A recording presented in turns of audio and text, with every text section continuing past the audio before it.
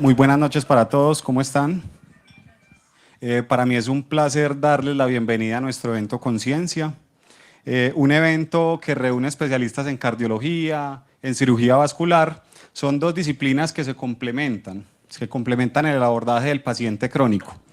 Y hoy nos reúne la necesidad de ofrecer una mirada verdaderamente integral en el paciente cardiovascular. Es importante que entendamos que la enfermedad obviamente no solamente se dirige a un órgano aislado, sino que la práctica real cada vez nos muestra que la fragmentación del abordaje limita los resultados y la integración del conocimiento los potencia. Además vamos a tener un espacio bastante importante donde vamos a tener un factor determinante, pero a menudo subestimado, y es el tema del control y la adherencia terapéutica en el paciente multimórbido. Estos son dos factores tan decisivos y tan importantes como la elección del tratamiento. Confiamos en que este sea un encuentro para intercambio científico, para discusión práctica y para construcción conjunta, todos siempre con un objetivo común: mejorar los desenlaces clínicos de los pacientes a través de una visión colaborativa y multidisciplinaria. Nuevamente quiero darle las gracias por asistir. Sean todos bienvenidos y ahora quiero darle paso a Paula Barrado de nuestro equipo de marketing. Gracias, Santi. Bueno, bienvenidos, buenas noches a todos. Y ahora voy a presentarles a los protagonistas de este evento, la doctora Catalina Gallego. Ella es una cardióloga internista formada en la Universidad Pontificia Bolivariana, con una trayectoria clínica y científica en áreas como falla cardíaca avanzada, choque cardiogénico y trasplante de corazón. Ha sido ponente en congresos nacionales e internacionales, destacándose por su enfoque integral en patologías cardiovasculares complejas. Actualmente es cardióloga del Centro Cardiovascular Sommer Care, donde lidera iniciativas clínicas y académicas, incluyendo programas de trasplante cardíaco. Bienvenida. También tendremos con nosotros al doctor William Daza, cirujano vascular y angiólogo, con formación en la Universidad del Rosario, especializado en el manejo de enfermedades venosas y arteriales mediante técnicas tanto abiertas como endovasculares. Su trayectoria incluye experiencia en cirugía general, amplia exposición a patología vascular compleja y participación en publicaciones científicas en áreas como enfermedad arterial periférica y complicaciones aórticas. Actualmente ejerce en Barranquilla, donde se ha consolidado como referente en el abordaje integral de la patología venosa y arterial. Bienvenido.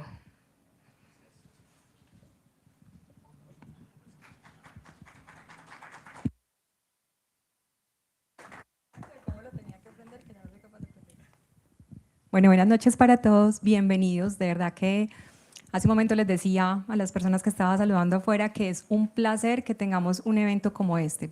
Para mí, por ejemplo, en mi experiencia, único, porque muchas veces uno tiene co-speakers de temas que son comunes a nosotros, uno trabaja con endocrinos, con nefrólogos, con otros internistas, pero sentarse con un cirujano vascular, eso es como muy raro, muy novedoso, y por eso creo que tenemos que aprovechar la oportunidad, tanto los vasculares que nos están acompañando como los clínicos que estamos, porque esto casi nunca se ve. De hecho, poder combinar dos áreas que no son como, que no parecerían tan afines, que al final se van a dar cuenta que sí lo son, es todo un reto.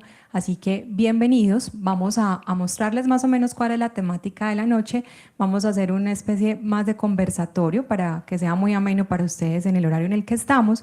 Tenemos muchas personas conectadas y en línea, así que vamos a tener un espacio definido al final de la noche para preguntas. Les voy a pedir que las tengan ahí muy presentes y desde las dos áreas, desde los cirujanos vasculares que nos acompañan para saber qué le puede ofrecer un cardiólogo desde el punto de vista del abordaje de sus pacientes, y a mis colegas cardiólogos e internistas que están acá.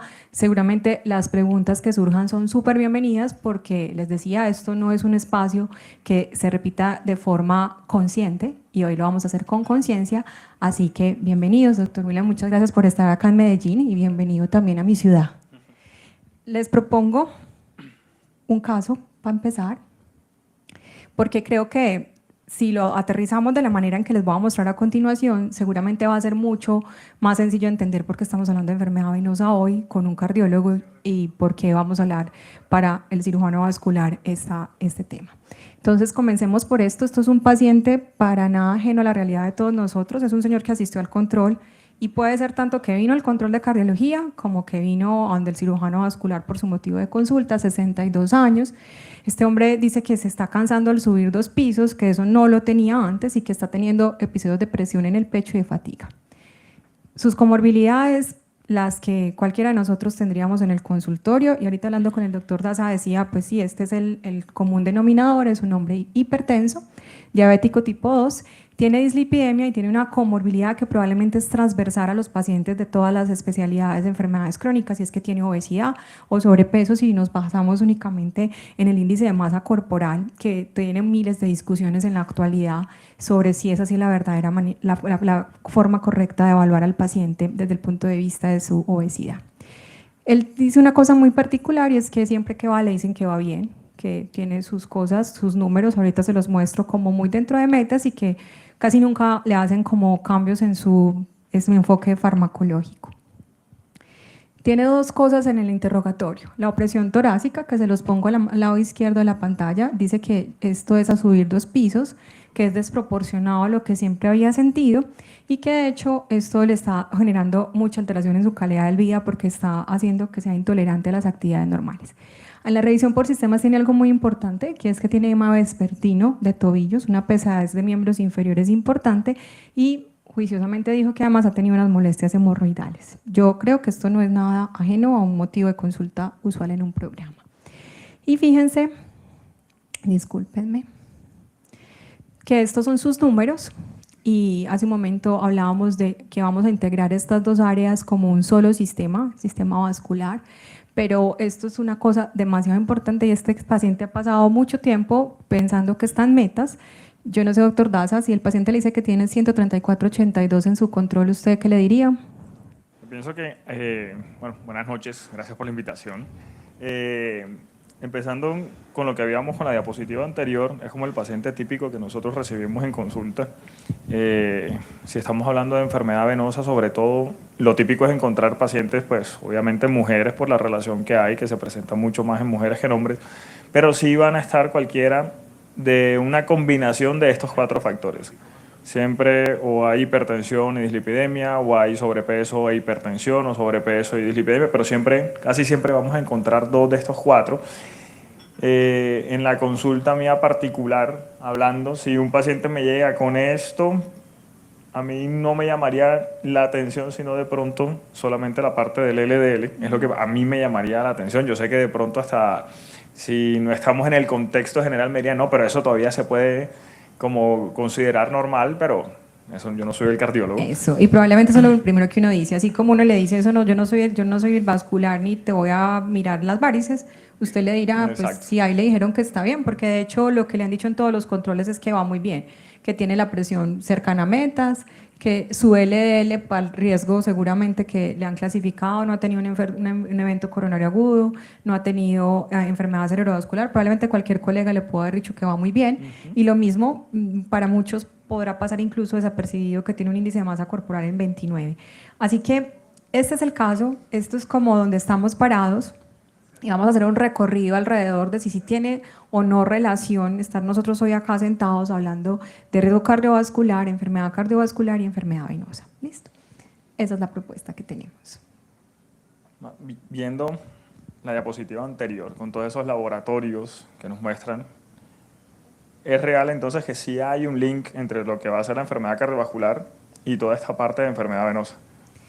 Yo tengo que confesar que cuando nos reunimos la primera vez, yo le decía al doctor William, si a mí me invitan a hablarles en una noche de enfermedad arterial oclusiva crónica, desde el punto de vista del cardiólogo, de una, súper común, ¿cierto? Y de hecho, yo creo que los cardiólogos hemos estado y muchos internistas como en deuda con los pacientes con enfermedad arterial oclusiva crónica porque se nos olvidó que el territorio arterial no es solamente las coronarias, muchas veces no buscamos pulsos, muchas veces no buscamos enfermedad carotidia. Ahí creo que el link todos los entenderían, pero cuando nos dijeron, no, es que vamos a hablar de enfermedad venosa y vamos a tratar de mostrar si esto sí tiene una correlación que no raye únicamente en factores de riesgo, sino desde el punto de vista fisiopatológico y desenlaces, esta noche yo les tengo que decir que probablemente estamos en desconocimiento de este tema tan importante, y es que si hay un link que por años está claro entre tener enfermedad venosa, no voy a hablar solamente de arterial, no, enfermedad en el lecho venoso, enfermedad venosa crónica y enfermedad cardiovascular, que raya desde algo que a mí me apasiona, que es insuficiencia cardíaca, hasta enfermedad coronaria, e incluso que arrastra desenlaces muy importantes como morirse más si uno tiene las dos cosas, es decir, si tiene insuficiencia venosa y tiene las comorbilidades que acabamos de decir, que probablemente podría ser ajeno para muchos de nosotros, ¿cierto? Entonces sí hay una relación, y esto no es tan nuevo como pensaríamos. Desde las cohortes de hace más de 30 años, desde las cohortes iniciales de Framingham, se conocía que si usted es hombre o mujer y tiene enfermedad venosa crónica, que ahorita hablaremos de cómo se clasifica porque eso resultó ser todo un nuevo dato para mí, independientemente del grado, pero específicamente en los estadios más avanzados de enfermedad venosa, si usted tiene eso y obviamente tiene correlación con diferentes otras comorbilidades, va a tener más incidencia de enfermedad coronaria, insuficiencia cardíaca congestiva, accidente cerebrovascular y el link que hay directamente con enfermedad arterial, que el doctor Daza ahorita nos va a explicar cómo se jala un lecho venoso o un lecho arterial. Así que tanto para hombres como para mujeres hay una relación que conocemos por décadas entre tener insuficiencia venosa, enfermedad venosa en la clasificación que ahorita veremos, y desarrollar con más frecuencia complicaciones cardiovasculares. Y de hecho, aquí viene mi primera pregunta.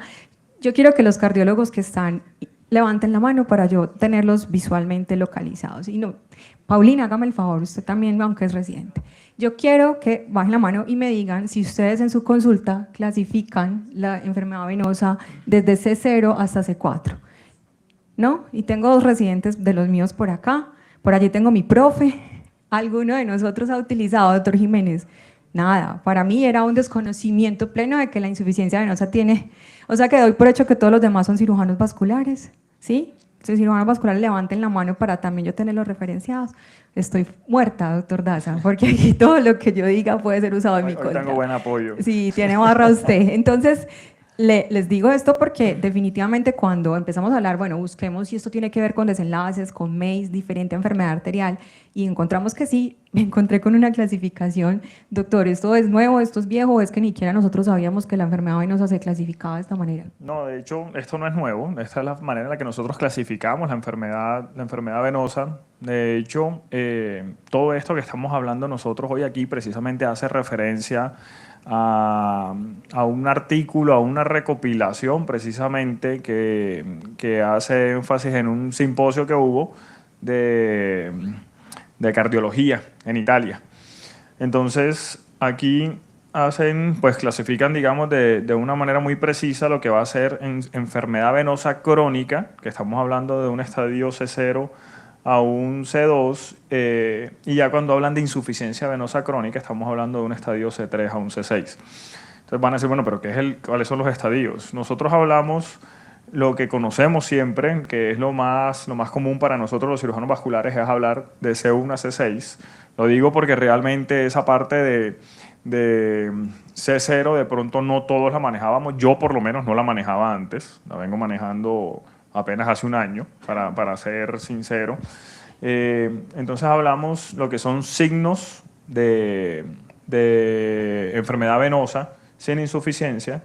Cuando vamos a hablar de lo que son las telangiectasias o las venas reticulares, ya un C2 cuando estamos hablando de venas varicosas, C3 cuando hay edema, C4 cuando hay ya cambios tróficos en la piel, C5 es una úlcera cicatrizada y C6, que es el estadio más severo, es una úlcera activa. Obviamente no es solamente, la clasificación no se basa solamente en una C, la clasificación es la clasificación CEAD, que son más parámetros que nosotros tenemos en cuenta, pero digamos, a grosso modo o en general, o la manera rápida de hacer una clasificación de una enfermedad venosa es así, estas 6 que están ahí marcadas. Entonces, de C0 a C2 es enfermedad venosa. Enfermedad venosa de C3 crónica. Para adelante es insuficiencia venosa. Ya es cuando hay mayor daño, digamos. O sea que la pueden chicanear en las historias clínicas poniendo ese dato. Nosotros los cardiólogos que nos encanta poner numeritos. ¿Y por qué quise traer esto? Porque cuando uno revisa la literatura, esto es lo que ha mostrado, lo que el doctor Daza nos decía hace un momento. A la izquierda de ustedes está estar en C0, que es tener simplemente telangiectasias oliveroreticulares. Y miren cómo va esto, 13.2 de incidencia, pero hasta 23.3 cuando uno se encuentra un paciente que está entre los estadios C4, C6 con cambios en la piel. Y este es probablemente el común denominador de nuestros pacientes con enfermedad arterial periférica o con enfermedad coronaria o falla cardíaca. Probablemente uno se la encuentra por acá. Y lo que es increíble de esto, que son los datos que les muestro a continuación, es que esto tiene relevancia, con mayor incidencia de aparición de insuficiencia cardíaca, que probablemente era un dato nuevo. Miren, esto es un estudio finlandés con un número increíble de pacientes, donde aquellos pacientes que desarrollaban enfermedad venosa crónica tenían más alta incidencia y prevalencia de nuevos casos de insuficiencia cardíaca, con fracción de eyección reducida y con fracción de eyección preservada. Probablemente compartiendo lo que todos vamos a decir a la final de esta noche, y es que comparten factores de riesgo, pero también fisiopatológicamente como el inicio de toda la enfermedad. Y de hecho, esa asociación probablemente para todos nosotros es muy clara en enfermedad arterial periférica, pero la asociación comparte también la enfermedad varicosa. De hecho, esa es la incidencia acumulada de enfermedad arterial periférica con la curva de Kaplan-Meier de tener enfermedad venosa. Definitivamente, doctor, si el paciente tiene enfermedad arterial periférica, pues también puede tener enfermedad venosa crónica, que es como el par que uno muchas veces se encuentra. Así que esto creo que es el abrebocas y ya entenderán por qué estamos sentados nosotros dos acá, y es porque definitivamente la enfermedad venosa crónica y la insuficiencia venosa crónica en los estadios que el doctor nos acaba de explicar, que son cualquiera de estos, van a compartir factores de riesgo sin lugar a dudas, y eso es probablemente la meta que hoy nos llevaremos para la casa de cómo los vamos a tratar en conjunto. Van a tener como un principio fisiopatológico común, por eso nos van a escuchar hablar de disfunción endotelial como probablemente el principio de todo esto, pero finalmente pues es que a los que se nos mueren los pacientes es a nosotros, doctor, ¿cierto? Se nos mueren de infarto agudo de miocardio, insuficiencia cardíaca, y probablemente si hubieran nefrólogos acá nos dirá también progresa enfermedad renal crónica con necesidad de diálisis, etcétera. Y esto parece ser como lo más bulloso y lo más llamativo, pero miren que compartimos probablemente los factores de riesgo, y eso sí, compartimos una cosa muy importante, y es lo mucho que se afecta la calidad de vida de estos pacientes. Con respecto a esto, quiere decir que toda esta relación se afecta directamente lo que va a ser MACE. Los desenlaces. Sí. Sí, entonces también para nosotros que nos encanta hablar de MACE, porque MACE es como la forma en la que los cardiólogos evaluamos los desenlaces duros al respecto de después de hacer determinada intervención, es decir, si el paciente se muere más, si le dan más infartos agudos de miocardio, si le dan más accidente cerebrovascular, o si muere por cualquier causa, que eso es lo que nosotros agrupamos. La pregunta que me hace el doctor Laza es muy clara, es, listo, ya vimos que si hay una relación entre tener enfermedad venosa y entre tener enfermedad cardiovascular, pero les va peor si tienen una cosa y tienen la otra. La respuesta es sí, doc, y además tiene que ver con la severidad, como lo dijimos hace un momento. Entonces no es lo mismo estar en un C2, en un C3, en un C4, en un C5 o en un C6, que probablemente cualquiera de nosotros sí lo identificaría, a estar en un C0, y parece ser lineal. A medida que usted tiene más compromiso y pasa de enfermedad venosa a insuficiencia venosa, más desenlaces va a tener, y esto está muy bien estudiado. Miren el HR 2.37, o sea, tener enfermedad venosa y tener esta comorbilidad va a hacer que usted tenga peores desenlaces a futuro. Lo habíamos pensado, yo sinceramente, doctor Daza, se lo voy a decir de frente, yo pongo el antecedente de insuficiencia venosa, pero nunca había pensado que ese señor al que yo le estaba rotulando ese antecedente le iba a ir peor con lo que tuviese cardiovascular. Probablemente sí va a ser un paciente que va a tener más quejas y va a tener mucho peor calidad de vida, pero que esto se vea representado de esta manera, vean, mortalidad por todas las causas. Y acá definitivamente cuando comparaban con Kaplan-Meier, los pacientes que no tenían enfermedad venosa de ningún estadio versus aquel que la tenía peores desenlaces en lo que estamos hablando. Y además de esto, pues hay revisiones de la literatura, se los quise traer, esto va hasta marzo del año pasado, esta es una revisión sistemática publicada en PubMed que trataba de definir si sí es tan cierto que tener enfermedad venosa cambia desenlaces cardiovasculares, y esto es muy bonito porque estos son pacientes que desarrollaban o infarto, insuficiencia cardíaca, enfermedad arterial, miren, mortalidad por todas las causas. Esto es un rotundo desenlace que arrastra realmente este grupo de pacientes. Miren cómo queda todo hacia el lado de que incrementa el riesgo. De hecho, tener un HR1.5 es tan importante como algunas comorbilidades que nosotros los cardiólogos amamos, como tener tabaquismo, como tener dislipidemia, entre otras, ¿cierto? O sea, es casi igual de potente si lo queremos ver de alguna manera. Y lo mismo, si ustedes ven también en este metaanálisis, el riesgo de que aparte de que te dé más, te mueras más, sigue siendo igual de importante. A favor, pues a favor no, se incrementa el riesgo cuando usted tiene enfermedad venosa en cualquiera de los estadios, pero sobre todo en los estadios más avanzados. Así que, doctor Daza, yo creo que como abrebocas, sobre todo para los no vasculares, o yo no sé si usted tenía la misma impresión de que se le morían más los pacientes con enfermedad venosa. Sí, de hecho, cuando nosotros hablamos, sobre todo es que lo primero que tenemos nosotros en cuenta es todos estos factores de riesgo y cómo están asociados ellos, cómo está la incidencia y cómo es la severidad de la enfermedad. Entonces, realmente cuando tenemos pacientes con un estadio avanzado de insuficiencia venosa crónica y que tiene más de 2 de estos factores de riesgo, no es que veamos nosotros que el paciente con insuficiencia venosa crónica tiene un riesgo de muerte a 5 años de tanto, pero por lo que sí se ve es que los pacientes con enfermedad venosa, con insuficiencia venosa crónica en estadios avanzados, que tienen estos factores de riesgo, por lo general van a tener complicaciones cardiovasculares que son los que van a llevar a la muerte. Sabemos que la enfermedad cardiovascular es la causa. Es la causa. Entonces, yo sí, de nuevo me confieso, y probablemente cuando hacía mi interrogatorio consignaba la insuficiencia venosa como una comorbilidad, pero nunca como un factor determinante que me estuviera modificando desenlaces. Entonces creo que ese es el segundo mensaje de esta noche. El primero es definitivamente sí tiene una correlación, y 2, sí tiene una correlación en contra de los desenlaces, y por eso es que probablemente tengamos que ser mucho más estrictos en el control de factores de riesgo. Fíjense que aquí se resume lo que estamos diciendo: las comorbilidades más frecuentes están presentes como hipertensión, dislipidemia, diabetes.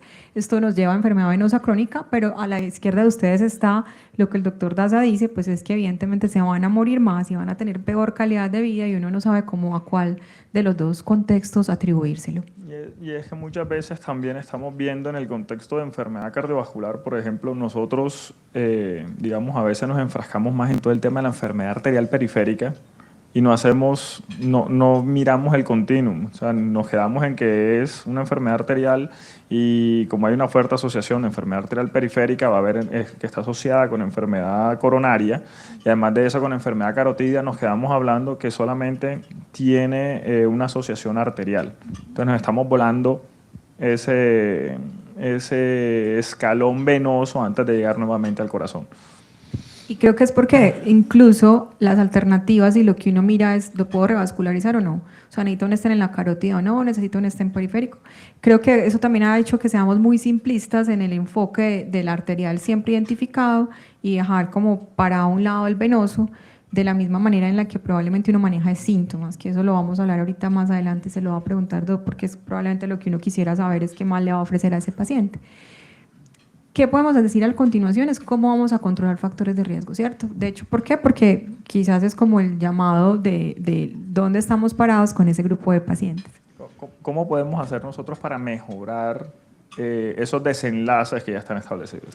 Entonces, miren, esta es una diapositiva que yo utilizo de forma frecuente, porque es como yo percibo el paciente con enfermedad cardíaca. Los pacientes de nosotros viven como al borde del peligro siempre. Vienen miren, este es un señor que se infartó, tiene 3 stents, la fracción de eyección es del 55%, pues tiene dislipidemia, ¿será que está o no está en metas? Tiene hipertensión, tiene diabetes. Simplemente uno le da un empujoncito y termina en el peligro antes de tener otro nuevo evento coronario. ¿Cómo abordamos nosotros estos pacientes de riesgo cardiovascular alto o muy alto, como lo quieran clasificar? Con el control de factor de riesgo.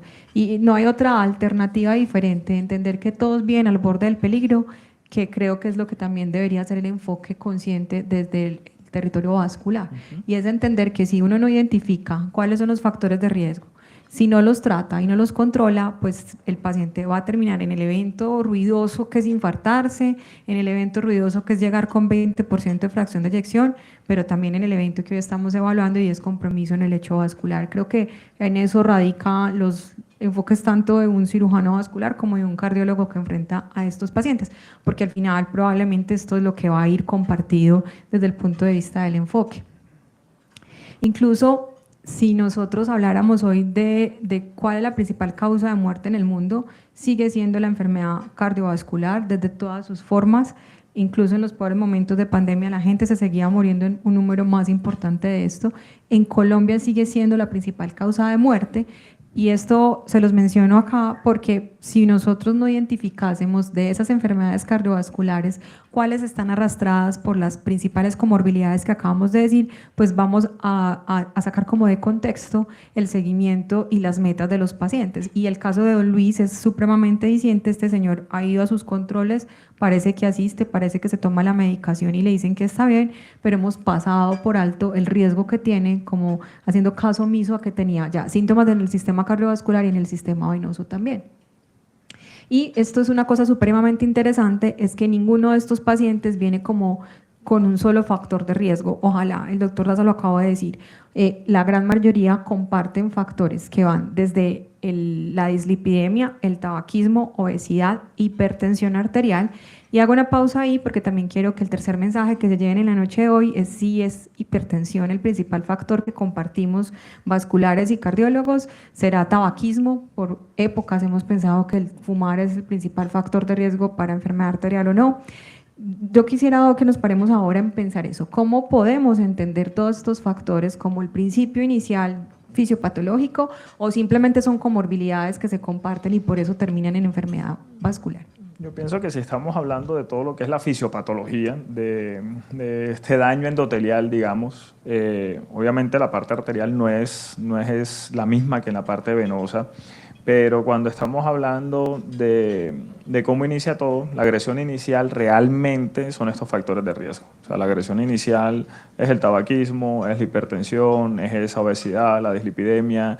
De hecho, el sedentarismo en la parte venosa de nosotros realmente es importante eso, porque digamos que eso hasta marca una pauta de manejo. Si sabemos que un paciente tiene un estilo de vida sedentario, uno empieza tratando de cambiar eso. Obviamente dependiendo de qué grado de severidad está el paciente. Si es un grado muy severo, pues ya caminar realmente no le va a ayudar mucho, pero es la primera indicación que uno da. Doc, antes de eso, se me ocurre, ¿hay algún factor de esos que acabamos de enumerar que para enfermedad venosa tenga más peso?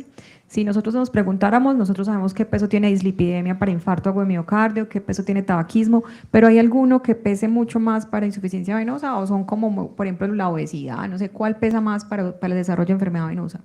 Yo pienso que aquí es muy variable, porque realmente nosotros podemos ver pacientes obesos con una enfermedad severa, podemos ver pacientes obesos que realmente no tienen absolutamente nada. El factor hereditario es un factor fuerte, el factor genético, por lo menos en mi práctica, de las cosas que más influyen es la actividad laboral de la persona. Eso nosotros, no es solamente el tema de salud, los que son maestros, que saben que tienen que estar todo el día de pie, que están con poca actividad, son los que tienen de pronto una severidad mayor en cuanto a, no tanto en insuficiencia, sino a dilatación de las venas, porque no siempre que hay enfermedad varicosa va a haber una insuficiencia como tal troncular y eso realmente influye en todo el tema de la anatomía. Y yo tengo que preguntar una cosa, los tacones. Los tacones, no sé si aquí los vasculares… Qué pena con los vasculares, pero yo eso sí lo tenía que preguntar antes de irme hoy. Yo por lo menos soy de los que dicen, cuando tengo pacientes, tengo mis pacientes, las mujeres que van a consulta y llegan con tacones, digamos que de pronto estos no son tan graves. Estos están aprobados por pero el vascular. esos tacones delgados de más de 3 centímetros. Te van a mirar todos allá, Crista. De más de 3 centímetros, así como los que tiene Crista. La cámara debe enfocar para que el público que está por fuera sepa de qué estamos hablando. Realmente cuando uno habla de insuficiencia venosa hace como esa recomendación y eso tiene que ver con una parte, digamos, funcional de la pierna. Para nosotros es supremamente importante el segundo corazón o la bomba muscular, llamada también el segundo corazón, y en esa posición en la que ustedes están normalmente cuando pasan todo el día en tacones, no hay un buen funcionamiento de la bomba. O sea, esa contracción que debería haber a nivel de las pantorrillas, que es lo que nos va a ayudar a seguir subiendo sangre, a inyectar la sangre de vuelta al corazón, no se da. Entonces, realmente eso sí influye. Crista, nada que hacer. Entonces, genética también, así como ahorita vamos a ver que en enfermedad cardiovascular. Genética, las mujeres más. Sí, lastimosamente las mujeres, por el hecho de ser mujeres, ya llevan las de perder en comparación a nosotros por un tema hormonal. Influye obviamente la genética, la herencia, la actividad de la persona, qué tan activa es la persona, si su actividad laboral, si está todo el día sentada, todo el día de pie. El tema no es no es, digamos, estar de pie, porque eso es una pregunta frecuente. Dicen, no, es que yo me la paso sentado. El tema es realmente la falta de actividad, la falta de estar moviendo esa bomba, de estar tratando de mandar la sangre de regreso. ¿Por qué? Porque es que la función de las válvulas no es subir la sangre, la función de las válvulas es evitar que esa sangre refluya. Entonces, si uno está sin cambios de posición, si uno no está... Yo hasta recomiendo hacer las pausas activas. Yo soy muy amigo de todo el tema de la tecnología precisamente por eso, y a veces cuando mis pacientes me dicen, no, es que a mí se me olvida moverme. Yo consigo un reloj que cada hora le va a decir que hay que levantarse 5 minutos. Y eso realmente influye, eso ayuda porque eso va a causar movimiento. O sea, si hablamos de esta parte, digamos por donde empieza todo es por la estasis venosa. Cuando la sangre se estanca es que va a empezar todo ese tema de presión. Obviamente va a haber el tema de la hipertensión venosa. Yo creo que más adelante hay una diapositiva de eso, esa. Precisamente cuando nosotros hablamos que hay estasis venosa, aumenta la presión, obviamente. Son los factores, digamos, la agresión inicial, los factores asociados a esto. Esto va a generar que haya un aumento en la permeabilidad. Ese aumento de la permeabilidad del vaso va a dejar que salga, que es cuando nosotros hablamos de los depósitos de hemosiderina, todo esto cuando estamos hablando de los estadios iniciales. Eso también va a haber una respuesta leucocitaria, las cascadas de inflamación, todo esto genera una inflamación perivascular también. Y esto es ya cuando estamos hablando del edema crónico, por eso es cuando hablamos del C3. Sí. Ya cuando estamos hablando que los depósitos de hemosiderina se establecen, es cuando vamos a tener todo el tema de la hiperpigmentación, y llega un momento que ya va a ser tanto que es cuando empieza a haber los cambios más marcados en piel, donde va a sufrir, son hasta cambios isquémicos que hay en piel. Esto va a llevar a la aparición de las úlceras, y es que es el estadio más severo. O sea, comparten factores y comparten como la evolución en el tiempo. Yo le preguntaba ahorita de la hipertensión, porque quizás cuando uno revisa como que fisiopatológicamente cómo se va a producir el compromiso venoso, casi en todas partes dicen, la gran mayoría de esos pacientes tienen hipertensión arterial, ¿cierto? Comparten la disfunción endotelial que dijimos al principio, pero todos terminan en este paso de aumentar el riesgo vascular, si lo podemos llamar así. Sí, digamos que a diferencia de pronto de lo que va a ser el daño endotelial cuando estamos hablando de enfermedad arterial, aquí no tiene tanto que ver con toda esa parte de la cadena del óxido nítrico ni nada de eso, sino que va a tener que ver más que todo con la hipertensión venosa y con el estado proinflamatorio, que es lo que realmente va a después llevar a un estado procoagulante. Ahí es donde vamos a tener, cuando ya está el daño establecido, donde ya se genera toda esa cascada. Doc, yo quisiera como que también paremos en este punto. Ya dijimos que comparten, qué factores de riesgo comparten. Pero si uno pudiese modificar los factores de riesgo, se lo va a preguntar a usted porque seguramente usted me lo va a decir también después a mí, si se van a modificar también los desenlaces en los pacientes vasculares. Es decir, todo esto que acabamos de decir, ¿se puede o no modificar si uno modifica los factores de riesgo de base, excepto el genético, que probablemente pues va por otra parte, o uno no modificable como ser mujer? De hecho, cuando nosotros estamos hablando de las pautas de manejo nuestras, lo primero que uno hace es como tratar de cambiar precisamente eso, los factores de riesgo, y uno lo primero que hace es quitar el sedentarismo, hacerlo a un lado.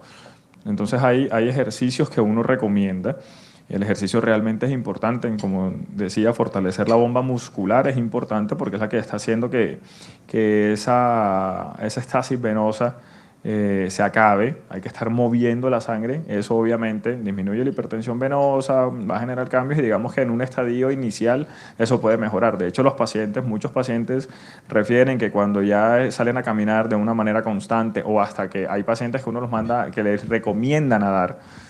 Tengo una paciente, me pasó ayer, me dijo, doctor, yo ahora estoy nadando y se me fueron los síntomas.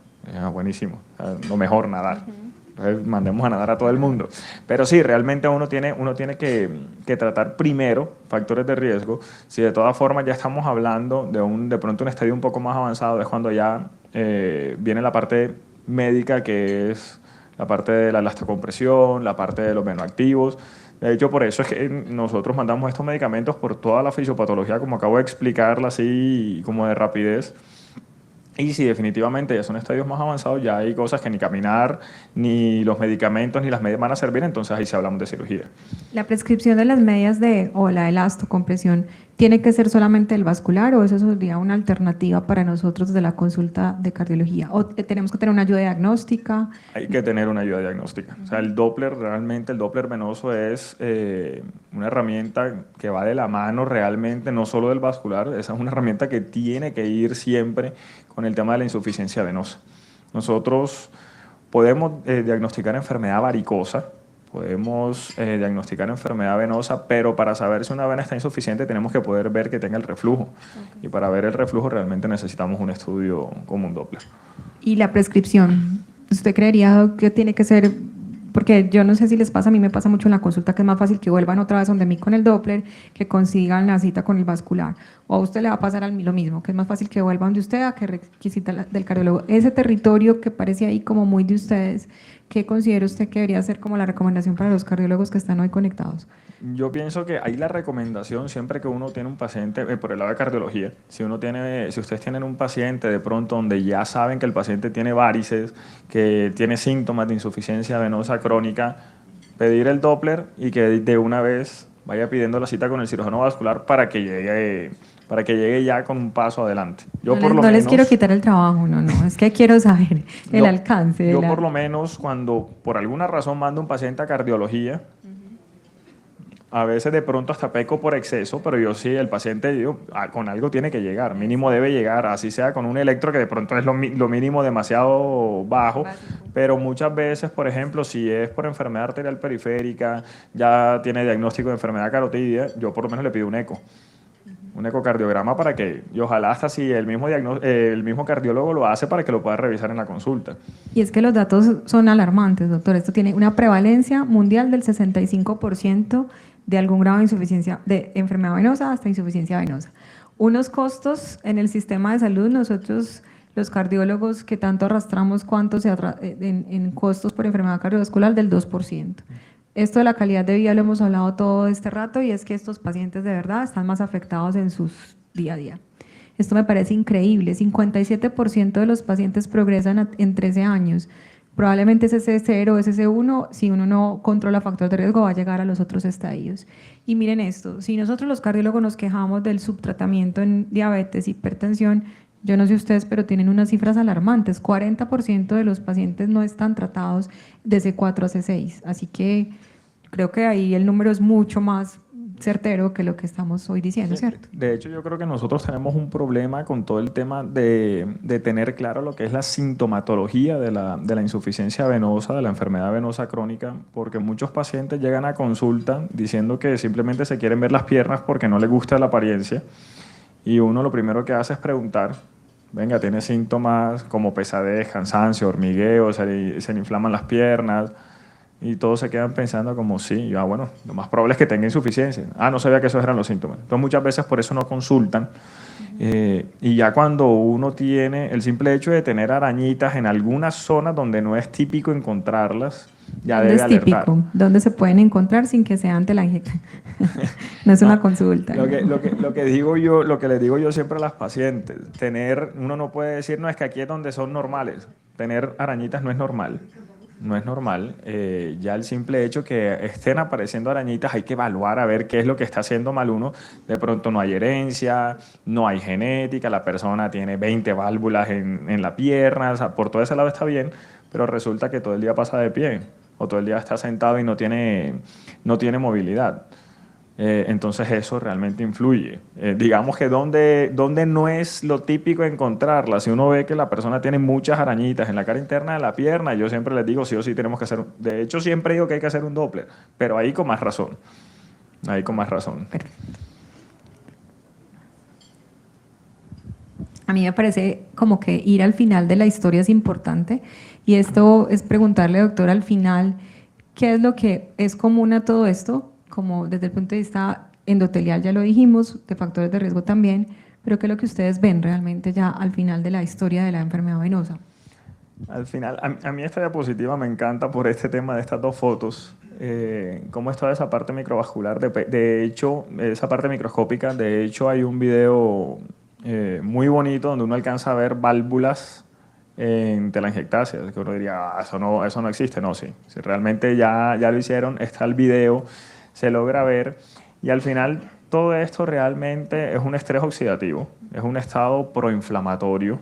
Yo pienso que los estados proinflamatorios son los que realmente se encargan de enfermarnos a nosotros en cualquier sistema del cuerpo, pero lo general es eso. O sea, nosotros al final todo este tema del estrés oxidativo, de la parte proinflamatoria, de cómo ese daño endotelial con el tiempo va pasando, que realmente de pronto en la parte venosa es, digamos que de pronto no es más lento, pero es que los síntomas no son tan floridos como en la enfermedad arterial.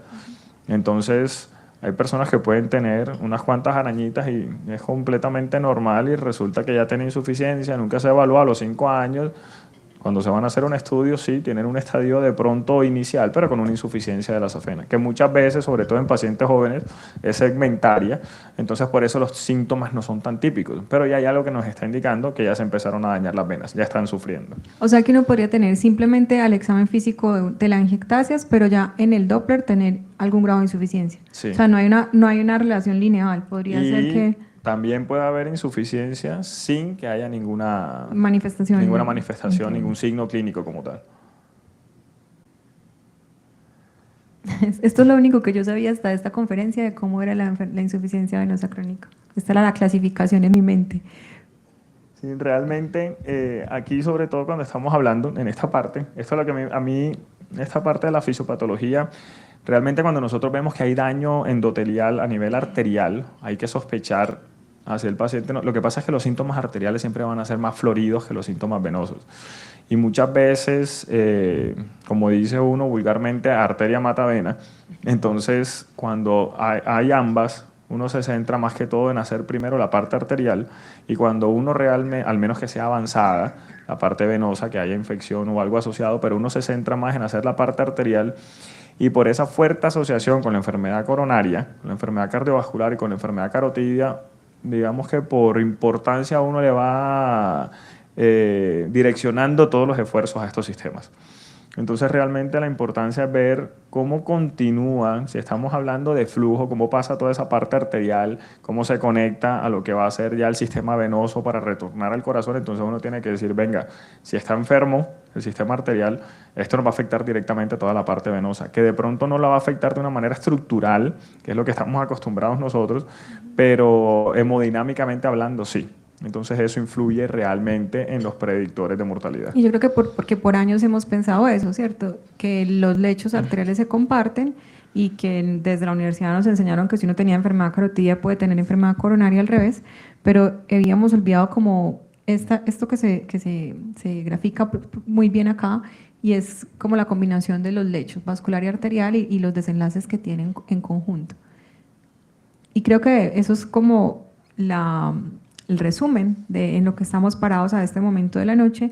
El doctor hizo un énfasis específico en inflamación, en todo el sinergismo que pudiera haber en tratamiento. Y yo no sé, Doc, cuando ya uno mira esto, usted cómo enfoca a su paciente, y ahí sí, con la sinceridad que yo le dije a usted que yo no sabía cómo se clasificaba, yo creo que usted me diga cómo enfoca los factores de riesgo en su consultorio cuando se ve enfrentado a una enfermedad venosa.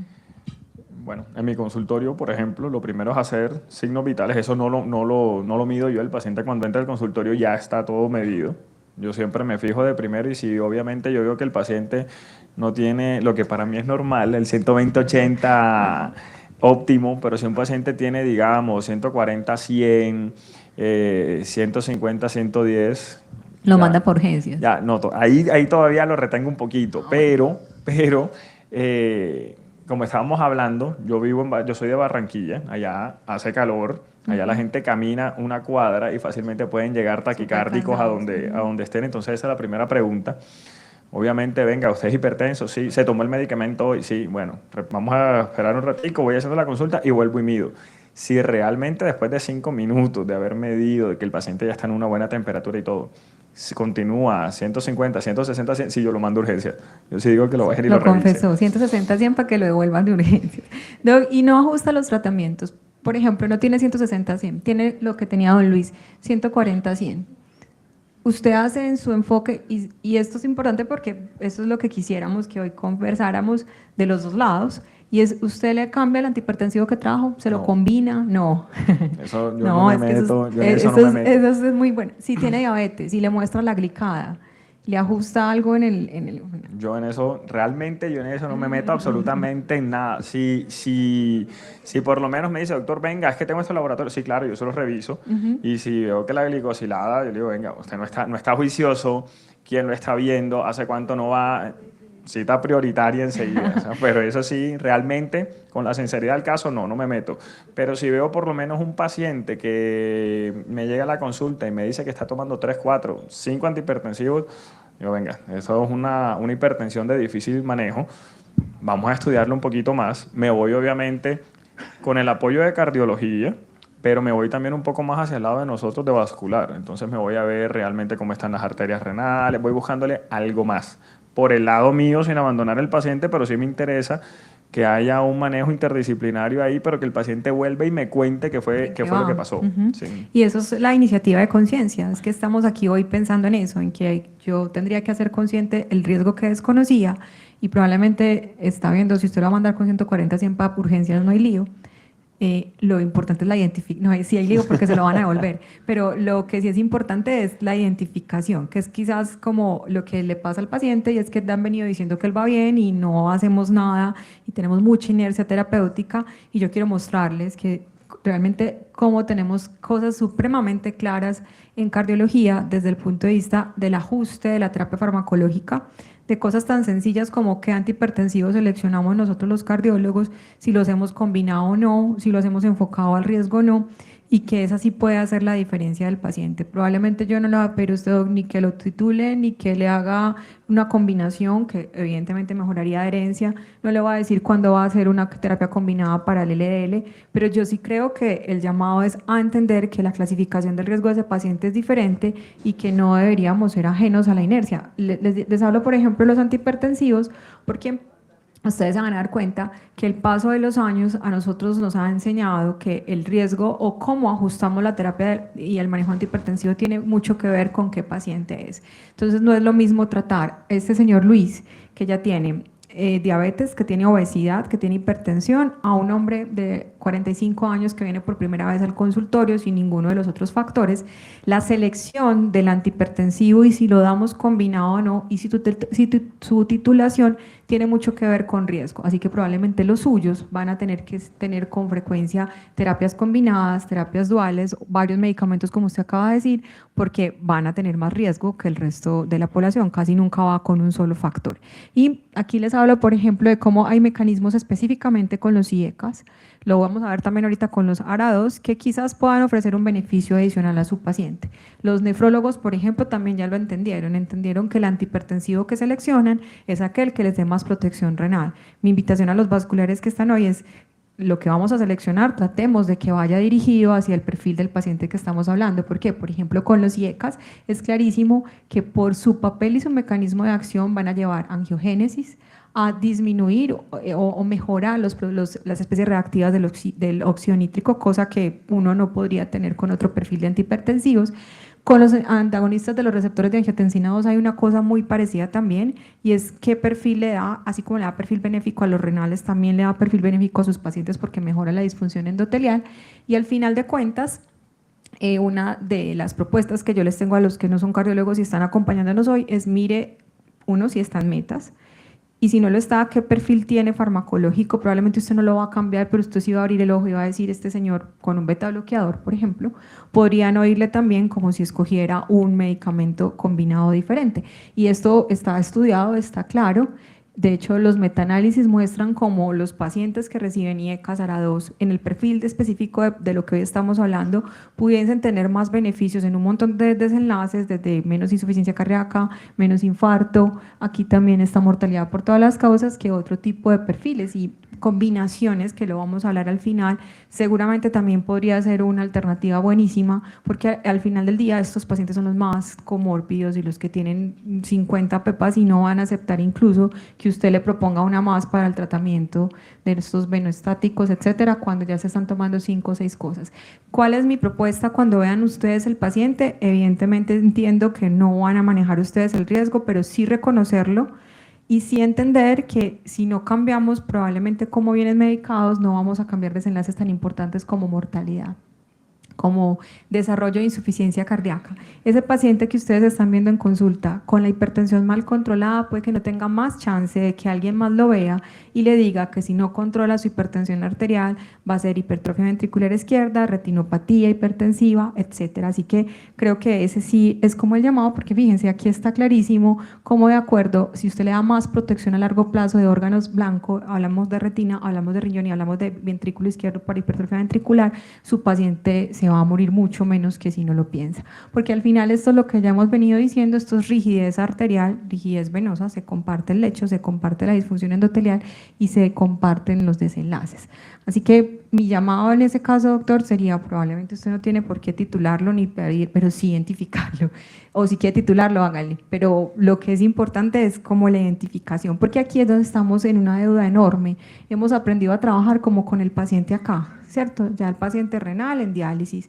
Nosotros nos encanta acá, ¿cierto? Enfermedad coronaria, falla cardíaca, función reducida, yo que trabajo en trasplantes, es el mío, pero no, pues es que esto empezó por acá y probablemente empezó desde antes con lo que llamamos ni siquiera prevención primaria, sino primordial, de lo que acabamos de decir, ejercicio, etcétera.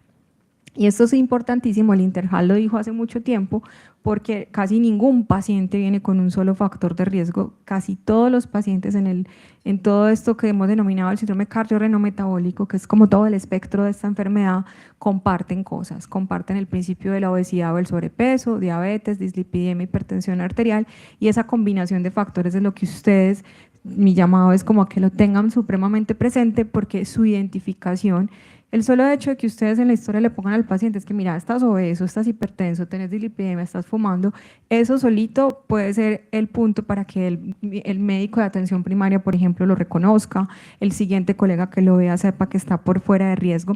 ¿Por qué, doctor? Porque esto no es solamente nosotros, esta publicación del JAC es supremamente alarmante. Miren, estos son 2 series grandes de pacientes, cohortes de pacientes con enfermedad cardiovascular. Acá está el número de factores de riesgo que tenían, hipertensión arterial sistólica y diastólica en tratamiento, colesterol total por encima de 200, si habían o no fumado y cómo estaba su diabetes. 99% de casi todos esos pacientes en estas cohortes suizas, que son súper bien seguidas, etcétera, tenían por lo menos un factor de riesgo no controlado. Solamente el 0.3% tenían todos los factores de 0.3, 0.6, 0.7, o sea, prácticamente ningún paciente en la vida real tiene todos sus factores de riesgo controlados.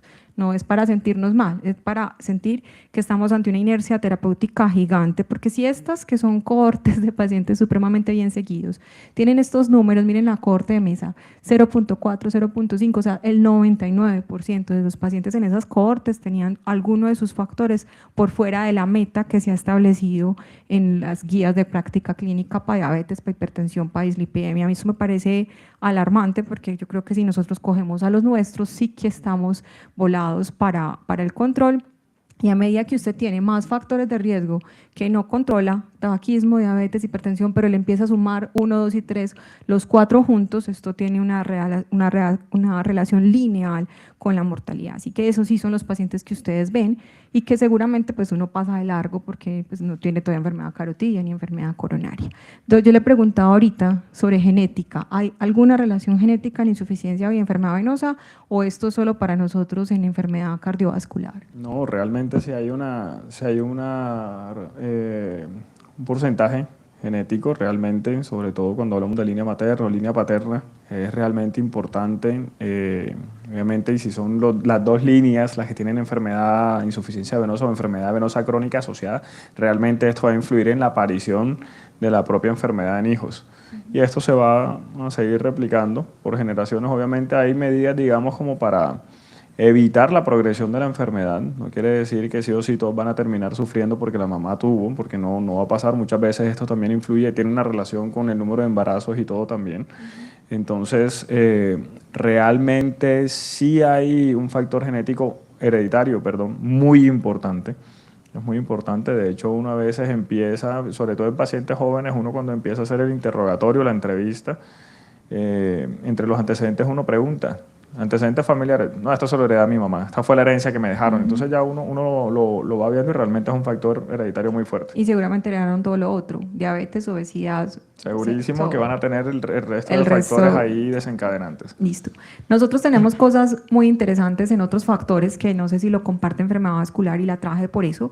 En enfermedad cardiovascular establecida hemos ido en los últimos, yo diría en la última década, entendiendo que hay factores como adicionales o no tradicionales que se correlacionan con enfermedad cardiovascular. Y de hecho, tener, por ejemplo, vivir en un ambiente con polución, el abuso de alcohol, la malnutrición, el abuso de drogas, de cocaína, marihuana, entre otras, tienen una relación con aparición de enfermedad cardiovascular. Estoy hablando de enfermedad coronaria, pero también de insuficiencia cardíaca. Hay otros factores que ahí sí es por desconocimiento que nosotros tengamos para enfermedad venosa diferentes a los que acabamos de mencionar, o esto sí no está tan claro para esta enfermedad. De pronto en el tema de polución, no sé si alguien haya encontrado algo diferente, haya leído algo diferente, pero de lo que hablamos ahorita, factores y lo que estamos hablando de toda esta parte de la actividad laboral de la persona influye, obviamente todo el tema de tabaquismo, drogas y todo eso va también directamente asociado a los cambios que se producen en sangre como tal, no directamente en el vaso, y eso va a generar obviamente cambios ahí a nivel estructural. Pero básicamente es eso, o sea, realmente los factores asociados a la enfermedad venosa crónica prácticamente Son como los estuvieran bien mismos. establecidos. Así que probablemente van a compartirlos, ¿no? Estos que yo les estoy mostrando. Nosotros tenemos clarísimo que el sedentarismo es un factor de riesgo cardiovascular pesado, con ORs altísimos. Ya vemos que también en enfermedad venosa. Hay unas cosas que nosotros llamamos los 8 esenciales, y uno de los 8 esenciales más importantes es la cantidad de horas de sueño. Nosotros pensamos que sí, pero no sé si en enfermedad venosa. Realmente las horas de sueño influyen, pero de pronto saliéndonos un poquito del contexto y hablando de lo nuevo que se está hablando, ya no se habla de las horas de sueño, sino de la constancia en la hora de dormir, que esto es lo que realmente va a influir en cómo trabaja nuestro organismo. Porque a veces uno dice, bueno, pero es que hay personas que duermen 12 horas y se despiertan acabadas, así como hay otras personas que se duermen 4 horas y se despiertan de la mejor manera, como si hubieran dormido todo el día. Entonces realmente cuando estamos hablando que el cuerpo no descansa, esto va a generar también estrés, Inflamación y va estrés por oxidativo. estrés oxidativo, inflamación, y esto va directamente, como quien dice, a dañar o a envejecer nuestros vasos. De hecho, se comparte también. Y hablamos de polución, que para los últimos score incluso de riesgo de los europeos y en todos los incluyen como un factor de riesgo, pero aquí hay uno súper interesante que es el tipo o la cantidad de ingresos que tienen los pacientes. Los pacientes con menor cantidad de ingresos tienen porque lo veíamos ahorita, tienen más riesgo de enfermedad cardiovascular y de peores desenlaces. Así que no sé si también se comparte, Es lo pero mismo. seguramente va de la mano de lo mismo. Sí, realmente encontrar un paciente con una enfermedad, con una insuficiencia venosa avanzada, con una enfermedad venosa avanzada, digamos, que el factor económico no sea un factor determinante, ahí es muy poco probable encontrarlo. Realmente los Arrastra casos, todo lo demás. obviamente sí, uno no puede hacer siempre hay una excepción a la regla, pero se ve más que en los estadios más avanzados, de pronto es un nivel un poco más bajo. Entonces, yo creo que entendiendo eso, la estratificación del riesgo creo que es un llamado para los no cardiólogos que hoy nos acompañan, porque quizás responda a la pregunta que hacíamos ahorita, de si dejamos a ese paciente quieto, si lo remitimos urgente, y los cardiólogos en los últimos años hemos trabajado mucho en cómo estratificamos el riesgo, desde si lo hacemos únicamente con el perfil de lípido del paciente, con la presión que tenía en el consultorio, hasta cosas que ustedes van a ver que en su consulta la van a ver por ahí, que le hicieron un angiotac de coronarias, que le hicieron el Doppler, que midieron la íntima femoral, todas las cosas que ustedes ven que nosotros ahorita utilizamos con más frecuencia, van de la mano que entendimos que si nosotros no sabemos estratificar el riesgo de cada paciente que individualmente se nos sienta en el consultorio, pues va a pasar desapercibido el ajuste y las metas de tratamiento. Y por eso es que don Luis seguramente lleva rato con todo eso por fuera de lo que seguramente debería hacer, pues porque uno lo ve como que está dentro de los números, como él mismo dice, como usuales. Y el ejemplo más claro es lo que hemos ido aprendiendo en los últimos 5 o 6 años con respecto a la meta de colesterol. ¿Usted cuál cree que es la meta actual de colesterol LDL? Así es, de un paciente con enfermedad coronaria.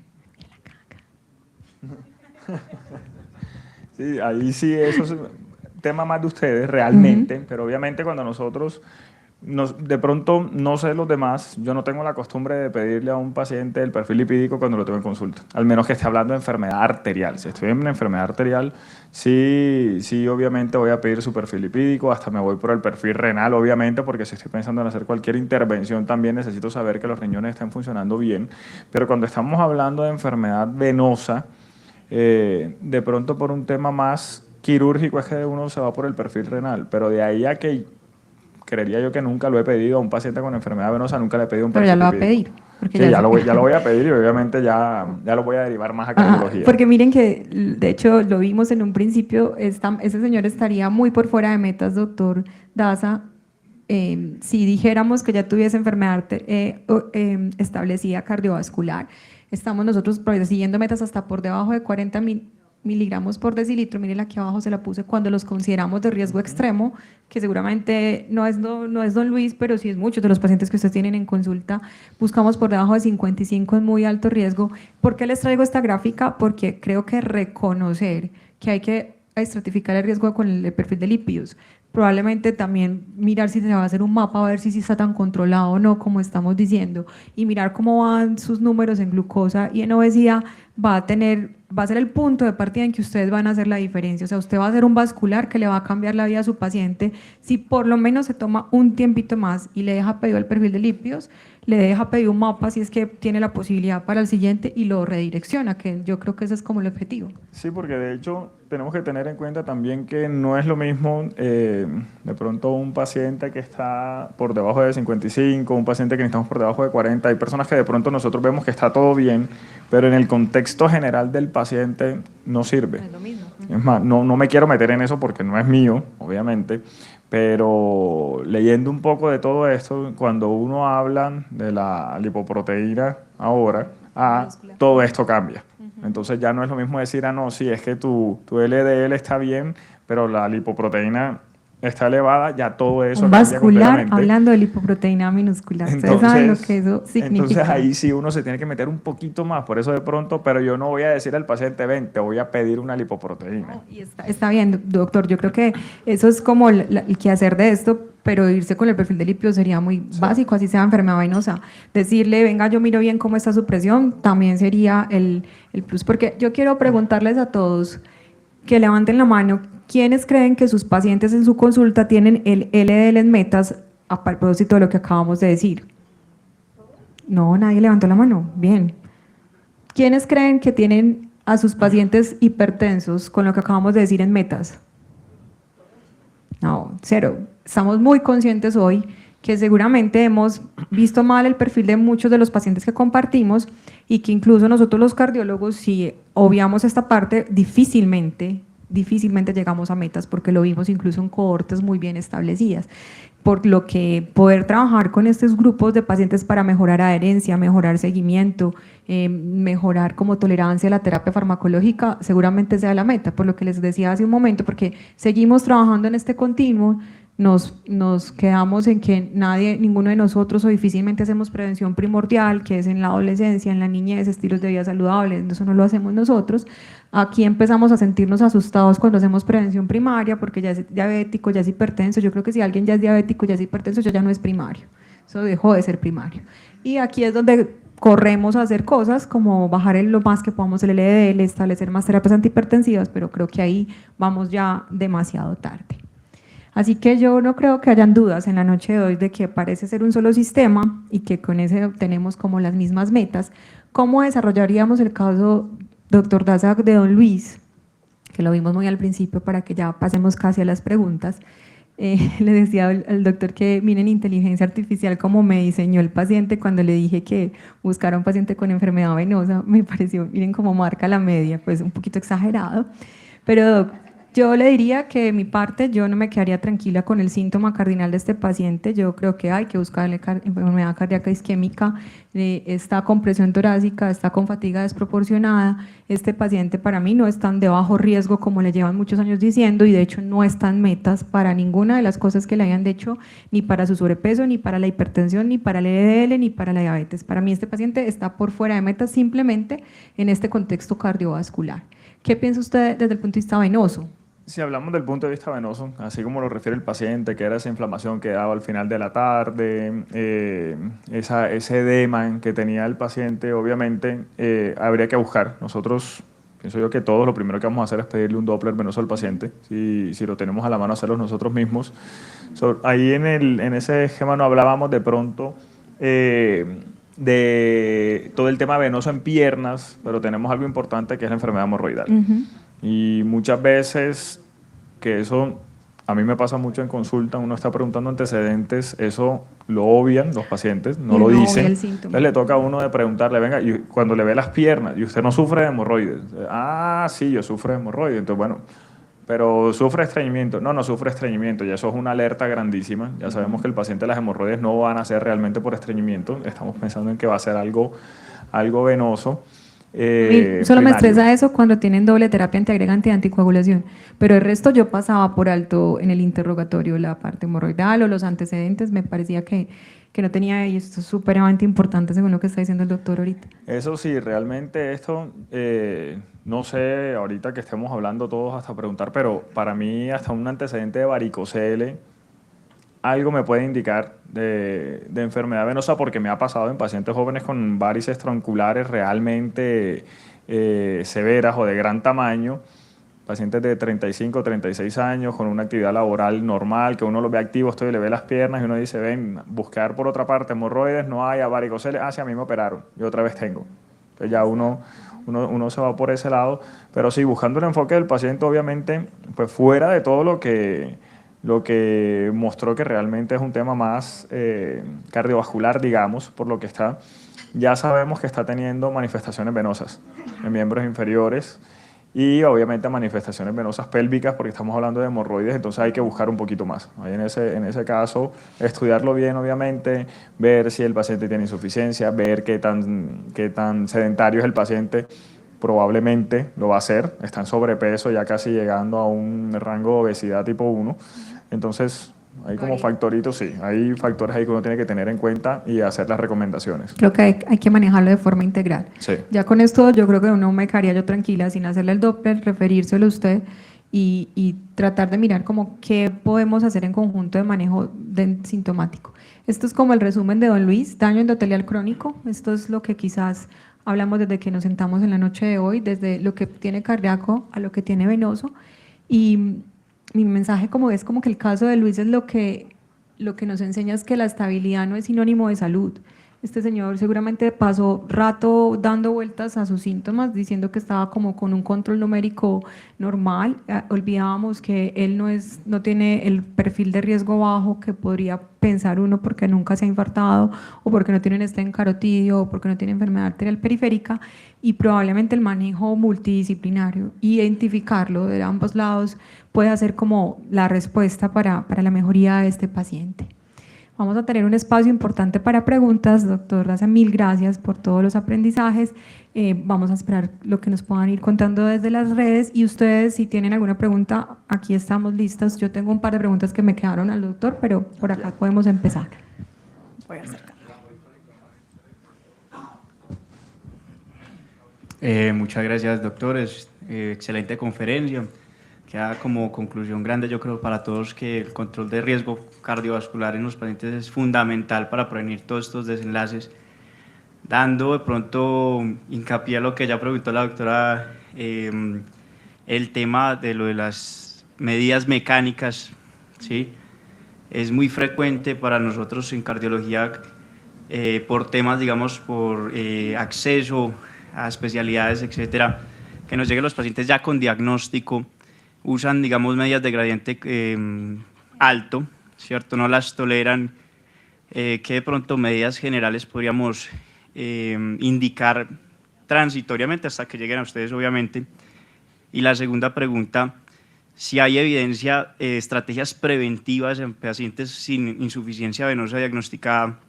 Por ejemplo, nosotros en nuestro gremio usamos mucho las medidas que para cuando estamos mucho tiempo en bipedestación, etcétera. Si esto tiene realmente alguna indicación o qué opiniones tiene. Ahí yo pienso que lo primero, realmente cuando queremos de pronto, no digamos cambiar pronóstico, sino disminuir progresión, lo primero que uno debe hacer, dependiendo obviamente del estadio en el que se encuentre la enfermedad, es las recomendaciones que uno le da al paciente, que es hacer ejercicio, caminar, patinar, nadar. Muchos de estos pacientes son mayores de 60, tienen problemas articulares, entonces patinar no es una opción, obviamente. Pero yo siempre les digo que tengo mi top 3 y mi top 5. No sé si de pronto ahorita hablamos entre todos a ver si estamos de pronto con los mismos ejercicios. Pero para mí mi top 3 de ejercicios es caminar, patinar, nadar, luego bicicleta y de último la elíptica. Todos son ejercicios que son de bajo impacto y a veces cuando uno hace la recomendación o uno dice que hay que fortalecer la bomba muscular, la gente tiene el concepto erróneo que fortalecer es hacer pesas para que los músculos crezcan. Realmente si nosotros nos vamos a esa parte, no son los gemelos los que van a hacer esta función, sino que es el sóleo. Entonces, por eso son ejercicios de bajo impacto, prolongados en el tiempo, de bajo esfuerzo, lo que realmente va a ayudar. Pero uno, ¿cómo entrena el sóleo? Específico. Con ejercicios de bajo impacto. ¿Pero cuáles? No, caminar, patinar, nadar. Listo. Ya ahí tienes un tip para los pacientes. Esos son como los mejores ejercicios. En cuanto a las medias, no es tan sencillo como ver una pierna y decir, venga, póngase esa media de mediana compresión, de alta compresión. No es así. No es así. De hecho, muchas veces yo, por ejemplo, no mando las medias hasta que no tenga el Doppler para no hacer que el paciente gaste más dinero. Pero yo sí les digo, si obviamente tiene una enfermedad, un varicosa, que ya tiene varices tronculares, que tiene edema, ya yo me voy por un lado, pero fácilmente yo le mando una de alta compresión y resulta que el paciente tiene insuficiencia del sistema venoso profundo y esas medias no van a ser suficientes. Pero hay signos clínicos que nos van enfocando, nos van direccionando un poco hacia esa parte. Entonces realmente no es tan fácil como decir, venga, yo le recomiendo que las que nosotros usamos, porque somos trabajadores de la salud, normalmente son 8-15 o son 15-20. A veces las de baja compresión son más difíciles de conseguir. Yo por lo menos yo no me monto en un avión sin medias. Yo no sufro de insuficiencia venosa, pero yo no me monto en un avión. Hoy las tenía puestas para venir acá, porque hice Barranquilla, Bogotá, Bogotá, Medellín. De pronto en un vuelo directo nacional no las uso, al menos que sea un vuelo al final del día que sé que he trabajado todo el día, no he tenido reposo, me pongo mis medias y sé que voy a llegar tranquilo. Pero entonces sí hay como recomendaciones que uno puede hacer. La medida de esa recomendación de la elastocompresión realmente ayuda. Como estábamos hablando, si nos vamos a toda la parte fisiopatológica, es la estasis venosa, la hipertensión venosa la que va a empezar a producir cambios. Entonces nosotros pues, estamos en un vuelo de 3-4 horas todo el tiempo sentados sin levantarnos, ya pues hablar de traslados, ya sea en carro o en avión es diferente, hay otras recomendaciones que uno puede dar ahí, pero realmente con lo que uno más se enfoca, o por lo menos en mi práctica clínica, lo que yo más me enfoco es en tratar de fortalecer la bomba muscular. Listo. Hay más preguntas en el público. Doctor, y fleboestáticos, que eso también los pacientes se lo preguntan a uno, que si los usan, que si eso sí sirve. ¿Eso tiene evidencia sólida para Tiene evidencia, sí hay evidencia sólida en cuanto a todo el tema de los medicamentos para venas, de los venoactivos y todo. Realmente hay estudios donde cuando ya se está usando se puede ver de pronto una disminución del diámetro de la vena. No quiere decir que si la vena está dilatada, los medicamentos van a mejorar esa parte de insuficiencia, porque es que cuando la vena se dilata lo que hace es que las válvulas se abren, ya no se alcanzan, digamos. Entonces, no es que ellos van a reducir el tamaño, sino que están reduciendo la inflamación. Entonces, sí influye directamente en toda esa fisiopatología. Sí mejoran síntomas, y digamos que van a mejorar un poco signos, pero es un tratamiento obviamente coadyuvante ahí. Okay, no lo resuelve, pero evita la progresión y ayuda con síntomas. Claro, ayuda muchísimo con los síntomas. Listo, Cristian. No sé si no hay más en el público ahorita. Sí, ¿no? Tenemos preguntas en línea. Ajá. Así que, bueno, tenemos aquí varias preguntas. Bueno, vamos a iniciar con una, creo que esta es para ambos. Dice, ¿qué relevancia clínica le atribuyen a la progresión del edema y la pesadez de piernas en un paciente hipertenso? ¿Esto sería solo local o representa también un marcador sistémico? Si yo veo a un paciente hipertenso mío con edemas, pienso, o tiene falla cardíaca o es amlodipino. Eso es como automático y uno corre a pensar en eso. Esa soy yo automática. Obviamente ya dijimos que esto tiene más trascendencia porque probablemente es un hipertenso mal controlado que tiene hipertrofia ventricular. Yo creo que uno sí tiene que prestarle atención desde el punto de vista de nosotros a si esto es progresión hacia otra enfermedad o si es un efecto secundario. Yo no sé cómo lo ve el doctor. Nosotros pienso que nos enfocamos mucho en el tipo de edema, obviamente, desde dónde está el edema, si el edema realmente es con fobia o no, si está involucrado el pie. O sea, yo pienso que nosotros por ese lado sí vemos como varias características del edema para ir direccionándolos hacia es algo de nosotros, definitivamente eso va por otro lado. Obviamente, por todos los factores de riesgo del paciente, uno también dice, bueno, si llega un paciente que se está ahogando, que es hipertenso, que en el momento está hipertenso, y todo uno dice, bueno, esto no va, o por lo menos no es lo relevante ahora. Entonces ahí sí pienso que es algo más como general. Realmente creo que cada uno va a apuntar más hacia su especialidad para ir descartando Lo que corresponde. Causas. Antes de la siguiente, y los cambios en la coloración, los cambios que incluso es muchas veces lo que más mortifica a mis pacientes con amlodipino, por ejemplo, más que incluso el edema. ¿Para ustedes eso ya es un marcador de progresión o podría no ser necesariamente cuando ya tienen cambios en la piel? Sí, claro. Para nosotros, de hecho, muchas veces así no hay enfermedad varicosa como tal, que no sean varices visibles, pero cuando ya hay cambios a nivel de la piel, cuando ya hay hiperpigmentación o cuando hay atrofia blanca, ya es algo que obviamente nos está hablando de un estadio mucho más avanzado. Cristian. Hay un detalle, a mí se me olvida siempre el medicamento, creo que lo alcancé a comentar antes de hablar, pero sé que hay un antihipertensivo que genera una hiperpigmentación, pero es una hiperpigmentación prácticamente en espejo. Entonces uno ve el paciente llega quejándose, llega preocupado porque obviamente ya el acceso es tan fácil que busca en internet, ve que hay hiperpigmentación, insuficiencia venosa, bilateral nada más en los pies por debajo del tobillo, un color que no es el típico, uno dice, bueno, esto uno no sabe exactamente qué es y resulta que está asociado a un medicamento, a un antihipertensivo. No recuerdo el nombre lastimosamente como para darles el dato aquí. Yo busqué hasta por ChatGPT, no sé. Pero o el sí es Mersatán, frecuente. o de pronto alguno de los vasculares. ¿Son las tiacidas? Bueno, interesante buscar por qué. Gracias, doctora. Listo. Bueno, aquí tenemos, esta pregunta es para el doctor Daza, o bueno, doctora Gallego también usted. Combinamos aquí varias preguntas muy similares. Preguntan sobre la recomendación del uso de flebotónicos desde clasificación C1, otro que dice qué tratamiento sería el apropiado de C1 a C3 o de C4 a C6. Entonces, doctor Daza. Yo pienso que eso es realmente lo que tenemos que nosotros ir manejando es los síntomas que están afectando la calidad de vida del paciente. Y uno tiene que empezar entre menor sea la severidad de la enfermedad venosa,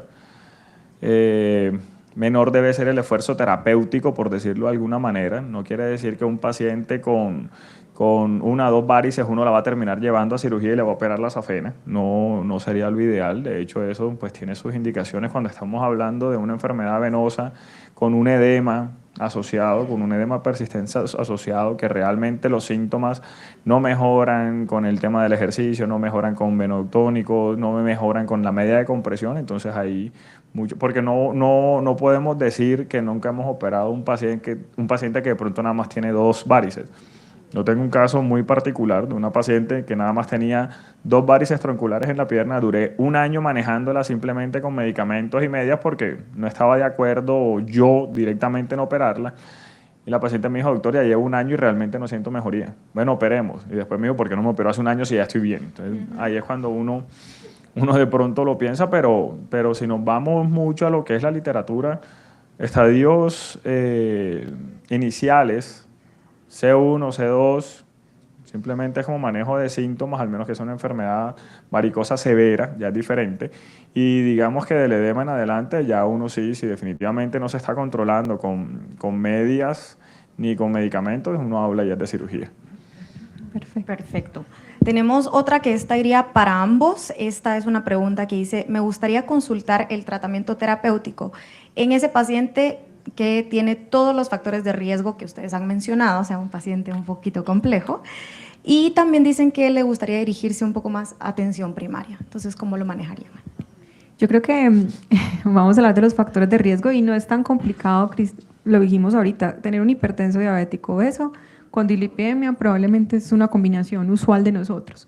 Creo que lo que es más importante, y más si nos lo preguntan sobre un cuidador primario, es establecer muy bien el riesgo, que ese es el mensaje que hoy podrían llevarse, es saber qué paciente es, que no todos son iguales, es intentar siempre las medidas como en los hábitos, lo que el doctor hizo tanto énfasis, siempre recordarles actividad física, no solamente actividad física, sino no es ser sedentario, que son dos cosas diferentes, control de peso y de dieta, pero una de las claves en esos pacientes tan comórbidos es utilizar terapias, como les dije en la presentación, que uno sepa que van a atacar el blanco terapéutico de forma correcta, es decir, que probablemente yo no escoge de entrada en ese paciente un amlodipino, sino que buscaría medicamentos que tengan un efecto más amplio en el riesgo de los mismos, buscaría terapias combinadas, estos pacientes agradecen enormemente tener dos antihipertensivos en la misma tableta, tener una combinación potente para el control del colesterol, como tener rosuvastatina y ezetimibe, estoy dando ejemplos.